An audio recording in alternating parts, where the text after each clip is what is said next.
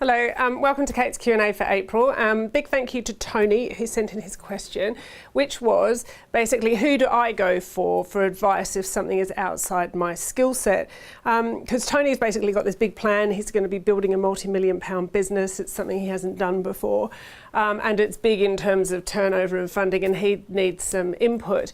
It's a really good question, thank you. And the answers are this. I basically have a mini network of people who I go to who give me advice. They're selected, for want of a better word, because of what they can bring to the table at that period of time in my business trajectory. And as I don't know you, Tony, I can't tell you who to select in your particular environment, but the principles are as follows. I get my advice from two primary sources. One's networking and one's paid advisors. And there are a few key rules I apply to that in order to maximise my time and investment. Number one is hanging out with people who know way more than I do. Being a big fish in a small pond is great for my ego, but not good for my business. And you need to be hanging out with people who know way more than you do. So my current network includes people with 20, 30 million pound businesses. And once I start nearing those kind of levels, or indeed surpassing theirs, I will find a group of 100 million pound business CEOs to hang around with. And this goes for advisors too. I'm working with the new non-exec director who's got experience of taking companies from like 90 million to 150 million. So I'm learning to scale my business from him. His name's Martin Norbury. If you want me to share his details, PM me and I'll share it with anybody happily.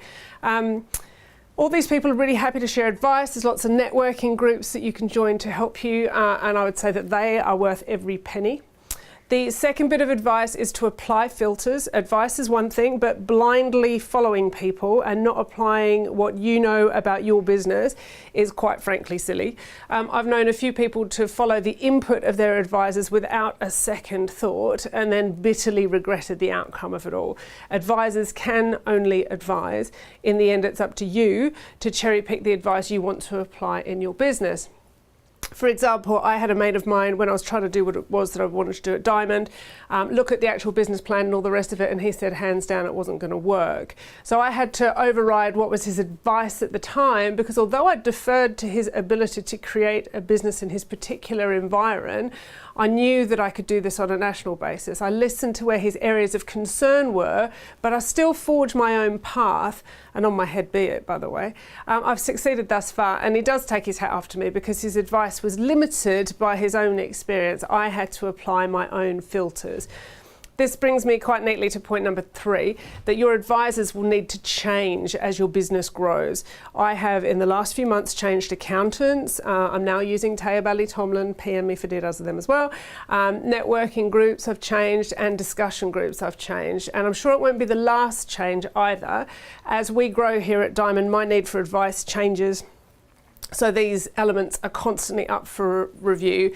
I really like these people, but I don't get too friendly or sentimental. They're tools for my success, and when I outgrow them, I need to move onwards and upwards.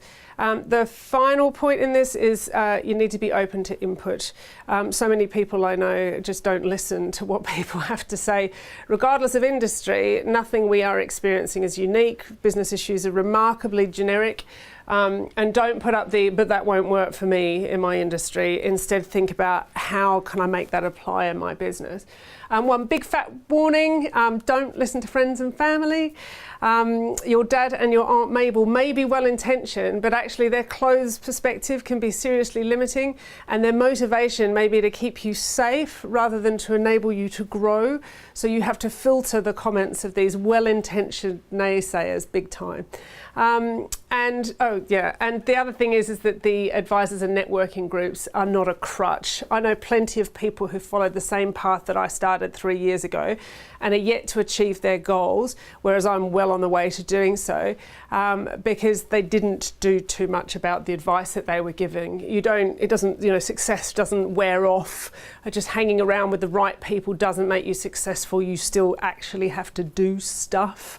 The contacts and advisors and the people you take input from are just one ingredient in a massive success recipe, with the major ingredient actually being application and actually doing the stuff that they've advised. So in summary, hang out with big fish, apply your filters, Change your advisors regularly and be really open to input. Get in touch if you'd like any details of the networking group, my accountant or any of my other advisors. I'd be really happy to share those with you. I trust that really helps, and good luck, Tony. It looks like it's going to be really exciting for you. Bye for now.